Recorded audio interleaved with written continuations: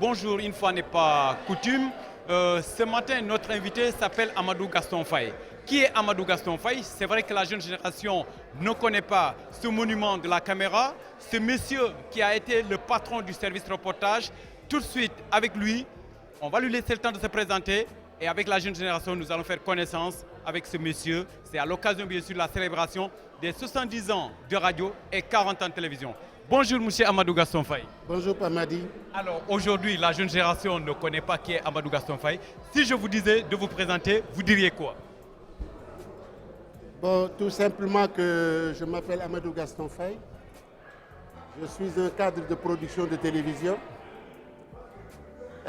formé au studio école de Montrouge et de Maison Lafitte, en France, qu'à un moment donné, on a appelé l'OFRATEM. Et avec la réforme sur l'éducation en France dans les années 76, est devenu l'INA, l'Institut national de l'audiovisuel et de la communication. Pour me résumer, je suis arrivé ici dans cette maison en 71 et je fais partie, et ça je le dis sans fausse modestie, de ceux qui ont eu à démarrer cette télévision dans les années 1972. Quand je me remémore encore cet après-midi où tout le monde était angoissé, anxieux, parce que nous attendions la première image de Munich, une image qui devait, à partir de Munich, transiter par Primour-Bodou en Espagne, injectée sur la station aérienne de Gandoul par Télé Sénégal, avant de nous être acheminés à la régie de la télévision. Nous étions combien? À peu près une vingtaine de personnes. Okay. Vous vous rappelez de quelques-uns? Badarandi, réalisateur. Pamatarnoy. Il était quoi? Caméraman? Caméraman. Fait partie de ceux qui m'ont encadré. C'était mes aînés de promo. Moussa Ndiaye, Papiam et Papso, qui étaient nos chefs de service, titulaires et adjoints, mais qui eux ont été formés dans les années 62.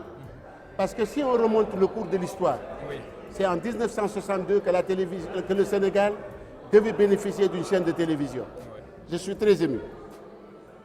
Très ému par ce matériel que j'ai devant moi. Justement, ce matériel, je veux qu'on en parle. Alors, je vois du matériel que nous, on ne connaît pas, nous, jeunes générations. Alors, Gaston, ça, c'est quel matériel d'abord? Ça, c'est ce qu'on appelle l'éclair 16. Comment? L'éclair 16. Ok, c'est quoi? Et dans le terme cinématographique, on l'appelle la Coutan. Okay. C'est une caméra film. Okay. Et ça, c'est une chambre noire. Ça, c'est la chambre noire de la caméra. Ah, je suppose qu'il y avait une... Et le film est là. Là, on a une partie débitrice et une partie réceptrice. Mais il fallait le faire à partir d'un charging bag. Un charging bag, c'est une chambre noire ambulante, sous forme de sac, okay, que tout reporter doit avoir par devers lui et dans la valise de sa caméra. Parce que le film ne doit pas voir la lumière du jour. Ou la lumière du jour ne doit pas emprunter... Comme un appareil photo, j'imagine. Comme un appareil photo. Okay. Et c'était quoi? Il fallait d'abord, parce que c'était le support chimique. Okay. Aujourd'hui, on parle de vidéo. Il y a eu l'argentique. Mais là, c'était le support chimique. Il fallait prendre sa caméra, aller en reportage. Parce que qui dit prise de vue, du mathématique. Forcément. Parfait. La prise de vue, c'est de la mathématique. La focale se calcule. La profondeur de champ se calcule. Même l'intensité lumineuse. La tension de lumière sur une caméra se calcule. Ce qu'on appelle la chaleur de la caméra. Le film d'abord, pour l'avoir, il faut le révélateur qui révèle les images. On l'appelle révélateur. Okay. Il y a le fixateur qui fixe les images. Maintenant, il y a les bains de lavage pour se départir de ce qu'on appelle la bromure d'argent. Okay. Pour que le film ou la photo n'ait pas à jaunir après. On a démarré avec ça. Okay. Et toutes les télévisions du monde, que ce soit en télévision ou en cinéma, ont démarré avec le film. Nous avons connu ce qu'on a appelé les microcams. C'était des demi-pouces et des 2 pouces. Et un peu plus tard,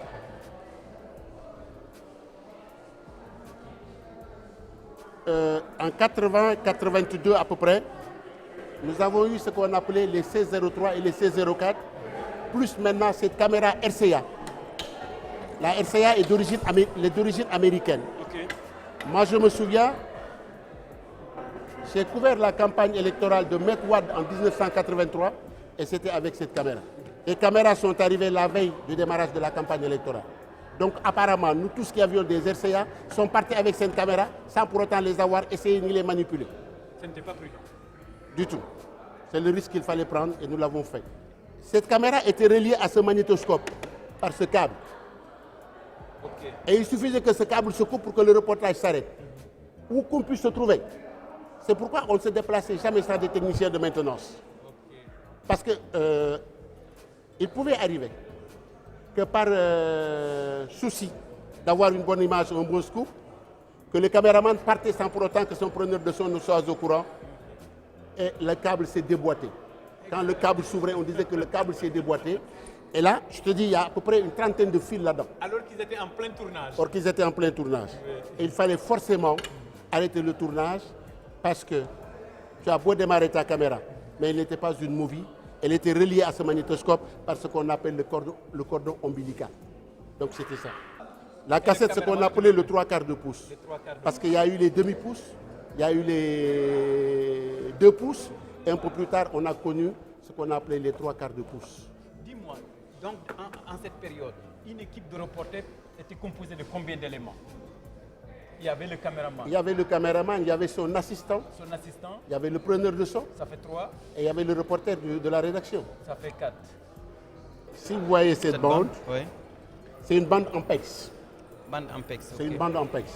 Ça, c'était les machines du nodal, les machines de la régie, et qui enregistraient les émissions produites en studio. Ok. Donc c'était des bandes d'exploitation de production. Okay. Mais revenons sur cette caméra que nous avons devant nous. Ça, c'est quelle sorte de caméra? Ça, c'est une 1707. Oui. Ça, c'est une digitale caméra des studios. C'est pourquoi vous avez ce viseur. Donc si je vois, cette caméra n'a pas de boîtier là où mettre une cassette, non? Cette caméra se met sur un pied. Et à partir du trépied, on a toutes les manettes. Il nous est arrivé, ça c'était les moments les plus durs que la télévision a vécu, où nous n'avions plus nos manettes de manipulation, de prise de zoom, ni de mise au point. Okay. Et nous démontions cette plaquette qui était à droite. Okay. Et c'est nos mains que nous mettions à l'intérieur de la caméra pour pouvoir retrouver et la mise au point et le zoom. Mais cette caméra, une fois sur pied, connectée à une régie de télévision, mais débite un 7000 volts. Ça vous dit qu'il y avait des risques énormes? Énormément de risques. Et nous n'avions pas de gants. Et nous le faisions à l'époque parce que nous voulions le faire. Parce qu'il fallait le faire aussi. Parce qu'une fois connectée à une régie de télévision, la THT sous tension, cette caméra débute du 7000 volts. Et nous mettions nos mains à l'intérieur. Parce qu'il nous fallait mettre nos mains à l'intérieur pour pouvoir retrouver cette bague de zoom ou la bague de prise de vue. Okay. Mais comme c'était de par un câble, il fallait aller la chercher à l'intérieur de la caméra. Maintenant, la différence aujourd'hui, c'est avec ça que vous faites le zoom, si je comprends bien. Tant que c'est sur pied, on a les manettes. Si elles sont fonctionnelles. Et une fois à l'épaule, c'est avec ça. Là, nous avons je vois cette caméra estampillée Betacam. Et ça, c'est la Betacam. La Betacam, les toutes premières Betacam que nous avons reçues, nous les avons eues à la veille de la francophonie. Ouais. Et nous étions le premier pays d'Afrique à être doté de Betacam. Je me souviens, mes confrères de TF1, le jour où ils sont arrivés à Dakar, je peux prendre comme témoin Bélissi. Ils sont venus vers moi en me disant, mais Faye, c'est pas possible. Nous qui sommes de l'Hexagone et qui sommes fabricants de matériel, nous ne sommes pas encore à la bêta. Ça veut dire qu'il y avait une évolution. Et vous êtes à la bêta 4. Donc apparemment, il ne faut pas s'en glorifier, non. Ça aussi le dire sans fausse modestie. Mais apparemment, moi, des confrères français m'ont envié pour ça. Nous avons été les premiers en Afrique. Ce que je voulais dire justement, c'est-à-dire que vous étiez un peu en avance par rapport à certaines télévisions africaines. Mais quand même, il y avait une avance par rapport aux autres télévisions. Et le sommet de la francophonie aidant. Vous avez pu bénéficier de beaucoup de Nous matériel. avons pu bénéficier de beaucoup de matériel. Exact. Là, ce que je vois en bas, c'est du matériel son. Oui. Là, Et ça, nous avons une Nagra 4. Oui, ça c'est pour la radio, l'enregistrement. Même nous l'avons utilisée. On me dit que la Nagro a valeur de radio. En certaines situations, elle peut C'est faire une des radio directs. mobile. Oui, cette machine. Avec une Nagra, on peut installer un studio de télévision, de radio. De radio. On peut aller en brousse aujourd'hui, en milieu rural, créer sa radio, être sur une ligne à grande distance, appeler son centre de distribution de modulation, ce qu'on appelle le CDM, et avoir un studio ambulant. Oui. Et alors, le dernier appel, le dernier mot que vous avez lancé par rapport à cette jeune génération de journalistes et de caméramans preneurs de son qui travaillent à la RTS? Ben, qu'il leur reste encore du chemin à faire. Faye? Parce que l'expérience, ce n'est pas dans la durée. Pape Madi a beau faire 30 ans de journalisme, il n'a pas 30 ans d'expérience. L'expérience, c'est 30 ans d'erreur et de rectifier. Mais vouloir dire, moi, Pape Madi Diop, j'ai 30 ans, ça m'a expérience, Pape Madi se trompe. C'est comme qui dit l'expérience, c'est la somme des erreurs de quelqu'un. Mais de rectifier. De rectifier également. En se disant, mais le jour où j'ai été à Djembereng ou à Cabrousse, il m'est arrivé cette chose. Et pourtant, voilà ce que j'avais fait pour me rectifier. Donc apparemment, Pape Madi n'irait jamais vers ce point qu'il avait induit en erreur, mais ira vers ce qu'il avait fait pour pouvoir rectifier son erreur. Mais un parcours professionnel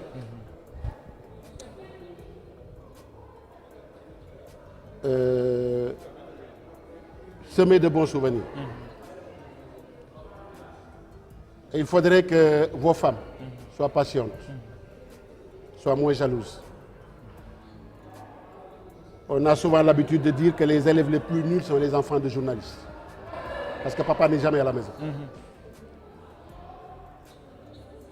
Moi, je n'ai pas assisté à la naissance de 2 ou de 3 de mes enfants. Celui-là, le jour de sa naissance, il est né vers 4 h du matin. À 7 h, j'étais déjà en mission. J'ai eu juste le temps de passer chez mon frère à Bel Air en lui disant, Almami, mon épouse vient d'avoir un garçon. Moi, je suis parti, débrouiller-vous. Merci. Tout le plaisir est pour moi. Alors, ça nous fait plaisir de vous retrouver après quelques années de repos. Et bonne continuation. Merci beaucoup. Mesdames et messieurs, c'est terminé pour donc cette page invitée. Ce matin, nous avons eu Amadou Gaston Faye, qui est caméraman, qui a fait les beaux jours de la télévision, qui a débuté la télévision sénégalaise. Mesdames et messieurs, merci. On se retrouve demain pour notre invité. C'est nous qui te remercions, Pape Madi Diop, pour nous avoir replongé dans cette histoire, j'allais dire, donc, du matériel audiovisuel de la RTS avec Amadou Gaston Faye, un grand caméraman que personne ne présente plus. On lui fait un grand coucou et pour l'heure, c'est tout simplement le moment de passer